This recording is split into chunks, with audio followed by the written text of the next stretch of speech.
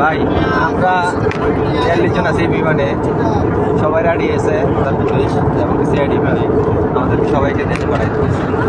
আতঙ্কিত না হয়ে সাবধান হন। আইডি না থাকার কারণে তার থেকে দেশে পাঠাই দিচ্ছে, আমি মনে করি এটা মিথ্যা গুজব।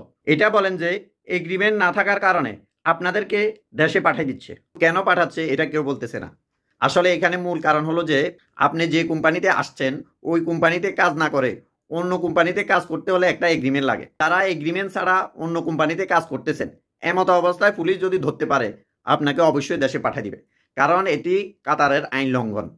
তো আমি বলবো যে আপনারা যেখানে সুপার মার্কেটে হোক, বাইরে হোক, ভিতরে হোক, যেখানে কাজ করেন অবশ্যই আগে এগ্রিমেন্ট করে তারপরে কাজ করবেন, তাহলে পুলিশ আপনাকে ধরলেও আর দেশে পাঠাবে না। আর এই মুহূর্তে কাতারে অনেক চেক চলতেছে, যাদের আইডি শেষ তারা আইডি লাগানো পর্যন্ত রুম থেকে বের হবেন না, আর যাদের আইডি নাই টোটালি তারাও এখন বাইরে হবেন না, কারণ বাইরে হলে এখন প্রচুর চেক চলতেছে, সিআইডি পুলিশের হাতে পড়লে দেশে পাঠিয়ে দেওয়া হবে। তো আশা করি সবাই কাতারের আইন মেনে চলবেন, তাহলে আপনাকে আর অযথা হয়রানি বা হঠাৎ করে দেশে চলে যেতে হবে না।